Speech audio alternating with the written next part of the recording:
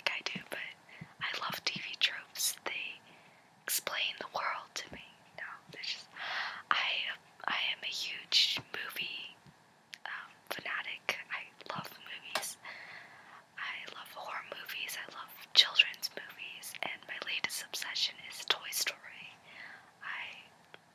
I love it. It's just the greatest. I change obsessions really easily. My first obsession was Supernatural.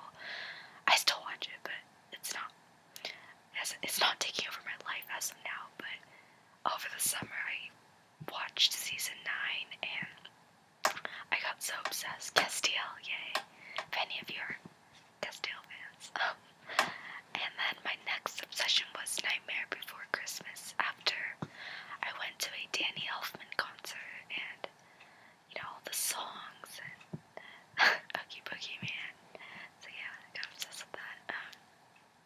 And my latest obsession is Toy Stories, as I told you earlier, because Toy Story.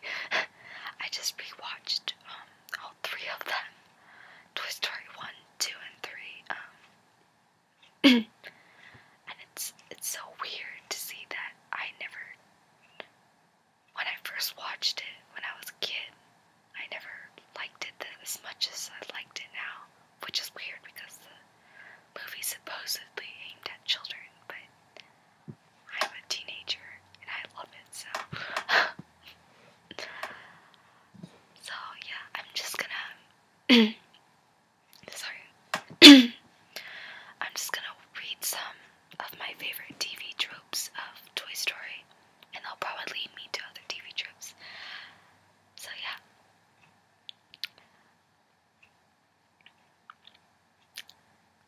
Western animation, Toy Story, to infinity and beyond, Buzz Lightyear. Toy Story was the first completed CGI animated film. But that's not why we made it. We made it because we wanted to tell a good story. John Lasseter. Which, it is a great story, and it's influenced me for sure, and I'm sure countless others. Toy Story is a renowned 1995 computer animated film from Pixar about toys that come to life when their owners aren't around. In turn, it spawned 2 successful sequels, one in 1999 and the other in 2010. A third sequel, Toy Story 4, is scheduled for a 2017 release.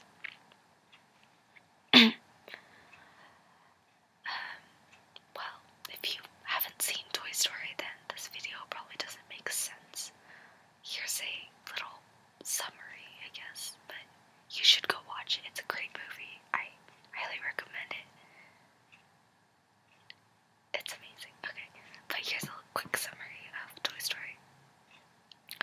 Toy Story introduces us to a group of toys belonging to a boy named Andy. Their unofficial leader is Andy's favorite toy, Woody Pride, an old cowboy doll with a string. Woody receives some competition when Andy gets a new toy for his birthday. Buzz Lightyear of Star Command, who thinks he's really a soldier of Star Command rather than a toy. His undoubted leadership qualities and up-to-date modernity arouse jealousy in Woody. When Buzz is accidentally lost, the other toys think Woody masterminded the disappearance. Hijinks ensue, and Woody and Buzz have a final confrontation that forces both of them to join forces to keep the toy family together. So, here are some tropes that can be seen in the movie Toy Story. I'm not going to read all of them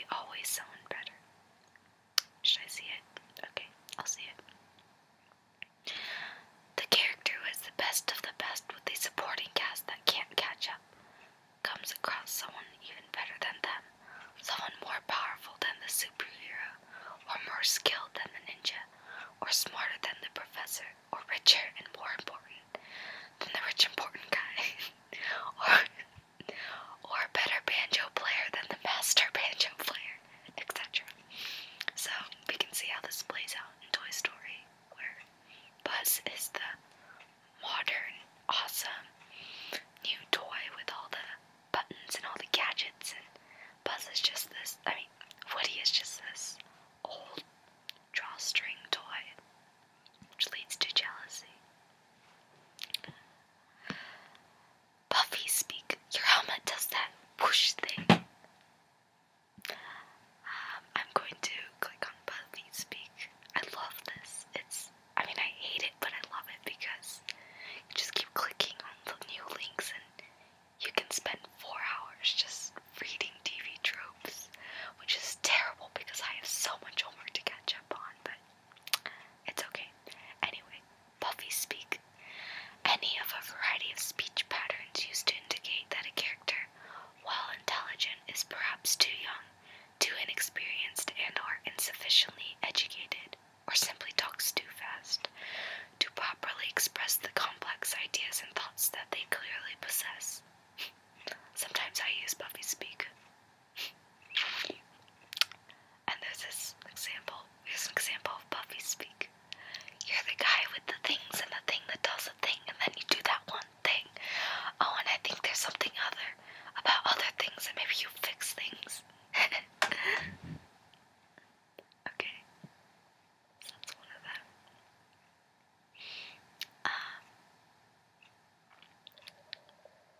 Buzz's heroic BSOD.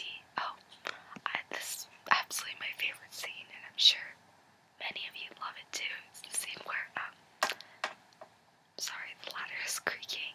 This is my bed, by the way. It's a cool off bed. IKEA. Yeah, anyway. My favorite scene is when, Sid's little sister picks up Buzz and starts playing with him and has a little tea party with him, and this is after Buzz sees a commercial of Buzz Lightyear's and realizes that he's just a toy, and so he kind of goes into a state of shock and kind of mental instability, I guess. And Woody finds him in Sid's sister's room wearing a hat and an apron, and he's kind of whacked up at this point and delusional, and he says, "I am Mrs. Nesbit," and then Woody slaps him with his own dismembered arm, and gosh, this sounds horrible if you haven't seen Toy Story, but it's a great scene. It totally made me laugh. But yeah, that was my favorite scene in Toy Story.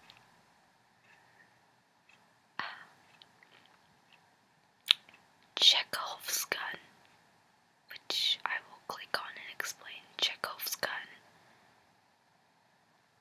The term has come to mean an insignificant object that later turns out to be important. So, in Toy Story, this applies to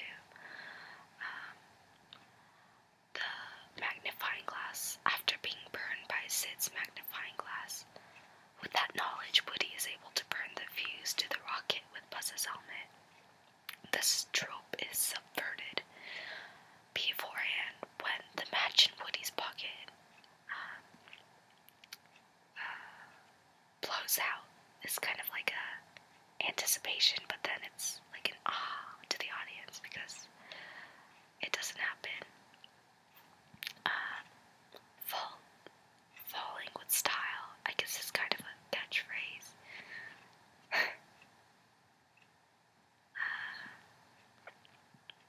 Deadpan snarker. Ham and Mr. Potato Head. Let's see what that is.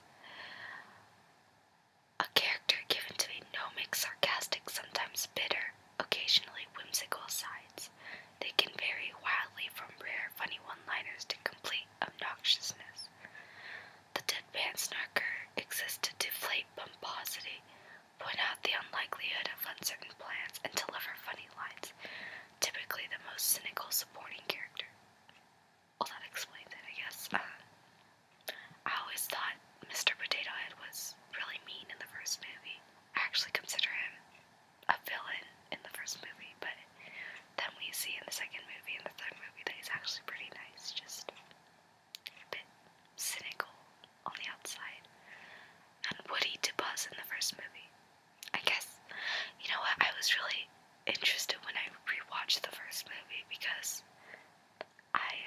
watched the second and third movie more recently, and watching the first movie kind of jarred me because Woody was so out of character compared to the second and third movie. He was, I hate to say, more of a jerk in the first movie. And then as I started going into the infatuated obsession stage that I always do, I read up on the Black Friday reel that Pixar let out in 1992, I think, November 27th, 1992, and it was a first draft of Woody's character, and even the animators said they were embarrassed about it because Woody is so unlikable, and I watched it and it was actually really uncomfortable. I was kind of shocked to watch it because it was just, gosh, Woody is a complete jerk in the first draft, especially to Slinky, which I love Slinky, and he deliberately throws Buzz out in the window. So I'm really glad they changed it because Toy Story would not be the same if Woody was a complete jerk to everyone like that. I mean, I guess it would have given an interesting main character, but sometimes it's not the best.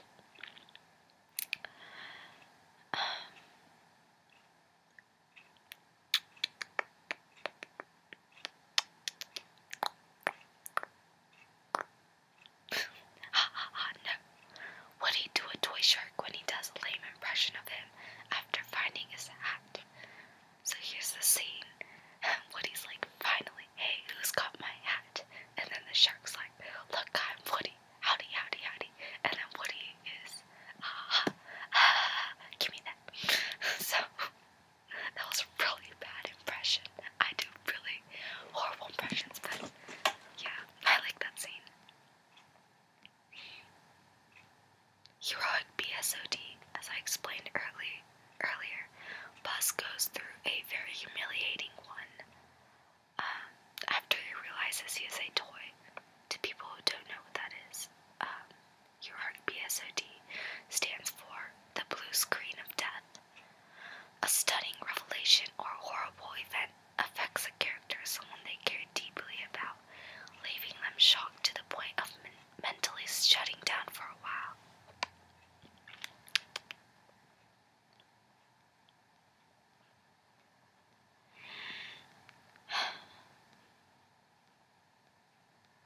Alright, let's keep reading.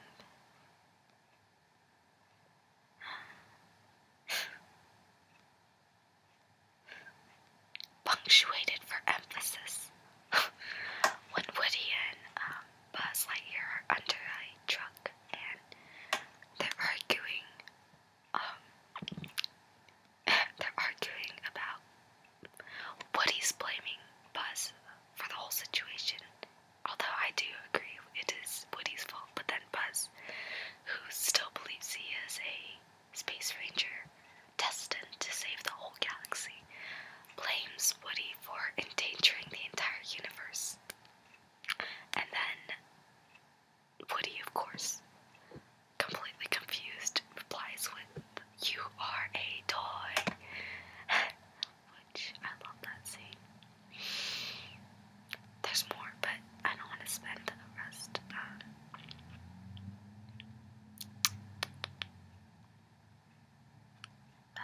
Okay, here's the last one, I guess.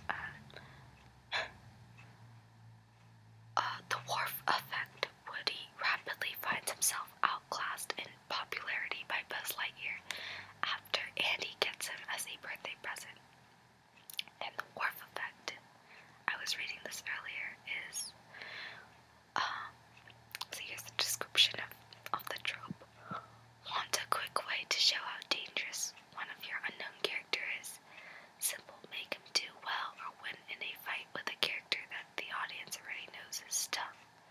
This establishes him as willing to fight and makes him as sufficiently dangerous. So, it's not necessarily it's not necessarily about Buzz being dangerous, but I guess it is related to the fact that Woody's established as the top guy, the top cowboy, and then Buzz comes in and takes over, so we can see how popular Buzz is. So now I really like reading these little discussions called Head Scratchers of Toy Story. They're basically questions and plot holes.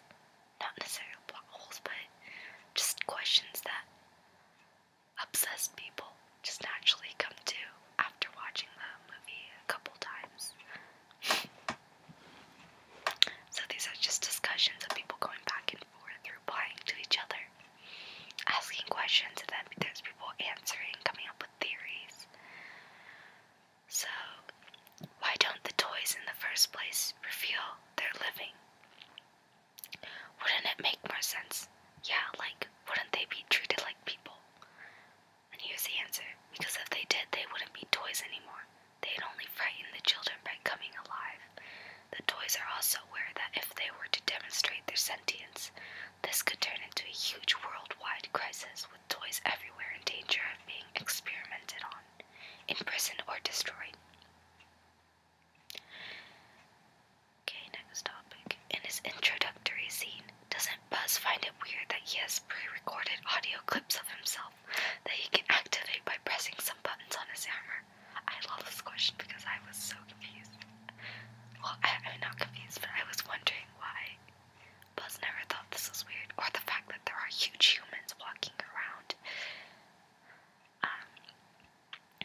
If he thought he was the real Buzz at the time, then does that mean that Buzz Lightyear from the In-Universe TV show also has generic audio clips? In this show, whenever he needs to say his thing, Buzz Lightyear, Space Ranger of the Galactic Alliance, sworn to defeat Zurg, etc., does he press those buttons on his chest instead of actually saying it? And there's a couple theories, although they don't really answer it completely. One is self-deception, maybe. And then there's the other thing. Buzz isn't just factually unaware of the fact that he is a toy. He is delusional. You might as well ask, doesn't Buzz find it weird that he is made out of plastic instead of flesh and blood, with blatant action figure joints? As shown in the scene where he claims he can fly, he edits reality to conform to his own views. He isn't really perceiving what is happening in a rational way. He probably either ignores the audio clips or thinks he made them by speaking according to the situation.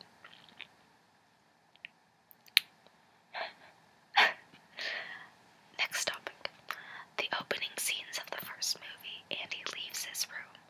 Ham's contents are dumped out on the floor, and Mr. Potato Head is on the floor, his body parts scattered across the room. While he's downstairs for his birthday party, Ham is shown scooping the money back into his slot, and Mr. Potato Head putting himself back together. In this particular instance, Andy was too thrilled about getting Buzz to notice. But if behavior like this is common for Andy's toys, wouldn't he one day notice that something's been changed since the last time he was in there with no explanation? I watched this movie again recently and noticed a lack of interest on the part of the toys of making sure to leave everything the way it was before. Good question. And here's the answer. Well, how many times in real life do we go, I could have sworn I left this here, or who could have put this in my room? When did I put this in here? Now we know why. And then this person questions back with saying, it seems to be taken to ridiculous extremes though. First movie, Andy leaves Buzz and Woody on his desk. As he gets ready to go to Pizza Planet, Buzz disappears, so Andy takes just Woody. At the end of the movie, Andy finds them in the box he just put in the car, and his mom comments they were right where he left them, even though Buzz had never been in the car. That's just an example. And then the person replies, true, but if you found something in a place where you didn't put it, what are you gonna think? OMGs, it's alive! Or, I probably put it there, or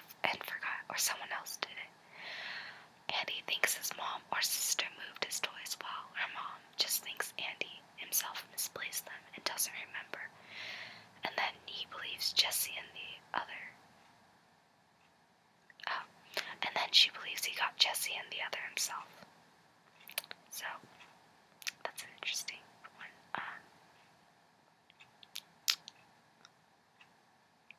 I always thought this was really interesting. I don't think this one gets really answered properly, but I'll say anyway.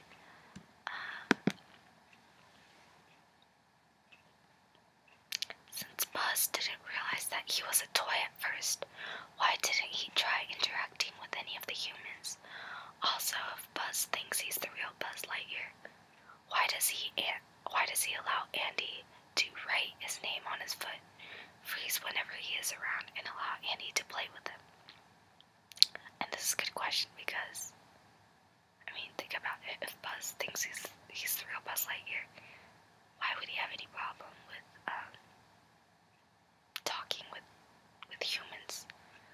And I kind of like saw the difference at when they were at the gas station, and Buzz says to Woody, we need to get in the front seat where there's safety precautions, the seatbelts, and then he doesn't seem to mind about humans or worry that humans might see him, whereas Woody realizes that he needs to not be seen by humans, and he goes in the back and then there's a whole scene where he gets crushed by all the things in the trunk. But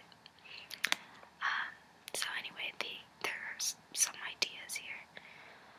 Could be justified. Buzz thinks this is a foreign planet, and as he sees the other toys playing dead whenever their chief Andy shows up, he thinks he should too. He probably thought the humans were horrible aliens. And here's another idea. Or maybe there's some underlying instinct in toys that tells them not to get seen by humans. I think the alien thing is better guess though. If everyone else dropped immediately at their approach, and if you were in a foreign place and everyone was quickly dropping at the arrival of some huge things you perceived to be aliens, you'd follow suit, or at least lie low long enough to figure out what they were and such. Good idea.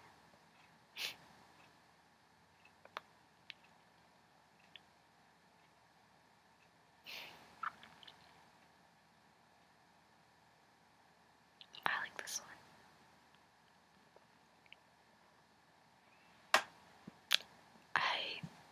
It sort of bugs me how insensitive Woody seems about the combat Carl getting blown up. I guess he's not being mean or anything, but it just weirds me out how they see it. And all he has to think about is, boy, I wish that would happen to Buzz. Replies seem to me like he was kinda, oh, that's terrible, but we can't do anything to stop it. Honestly, Sid likely does this every day, so Woody and the other toys might have become desensitized to it by now. Oh, what I found interesting as I was watching some videos were that Sid isn't, I mean, he is kind of psychotic, but the animators created Sid, and the ideas of what Sid does to their toys are some of them what the animators did themselves to their own toys, because, I mean, Sid didn't really know that his toys were alive, and hopefully he changed after the whole play nice scene, so. And then we see Sid in the third movie as a garbage truck man, but there's another theory behind it. I don't really agree with it, but I'll go over it. It's a theory where Sid doesn't seem so troubled by the fact that he's a garbage man. Although, even though it's supposedly a job looked down upon by society, or a not so lovely job, and so the theory is that after Sid realizes that toys are alive when he's 7 or 8 or around that age, he chose the job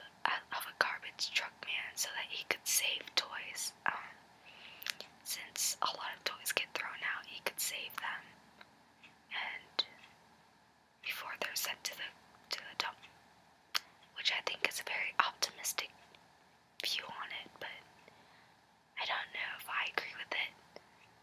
It does seem kind of strange to me that Sid is happy with his job, though, because if the audience is supposed to be, like, amused by Sid's what he became, then it would make more sense to make Sid a more sad character as a garbage truck man, but he seems pretty happy, just banging on the truck and whatnot.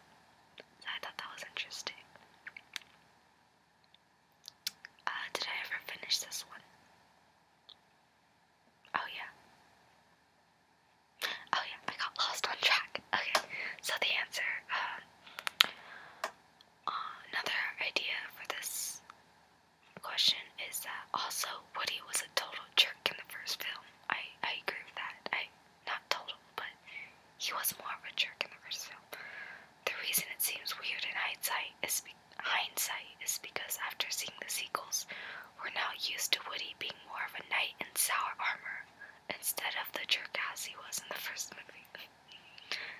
I'm going to click knight in sour armor now. So the description of the trope knight in sour armor is: the world is filled with idealists who believe in truth and justice and devote their lives to fighting for it. And then the world keeps letting them down. For them, being good sucks, but rather than giving up on their goals, they replace their shiny armor with a full plate of pure cynicism. These characters realize they live in a dark, cruel, and brutal world, and choose to fight not because they believe they will truly make a difference, but because it's the right thing to do. I like this character. More often than not, these characters are in settings that feature black and gray morality. They're usually survivors who have largely given up on believing in honor before reason, but still strive to be lawful good or as close to it as reality allows them to be. They are willing to bend the rules to save them. In lighter and softer settings, these characters are grumpy bears and are often mocked by the other characters for being so sour all the time.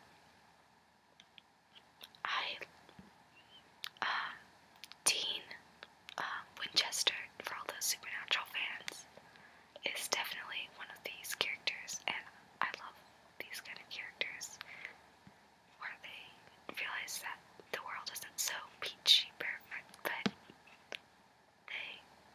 they hang on and they fight for what they believe is right. I think that's enough for today. It's 11:39. I started this, 30 minutes ago? That's so crazy. It was really fun reading them. I love TV tropes, and I'm so glad that I got to share two things that I love, TV tropes and Toy Story, to y'all. And of course ASMR, so 3 things. To the ASMR community, that was my first video, and I'm sorry I don't really have any special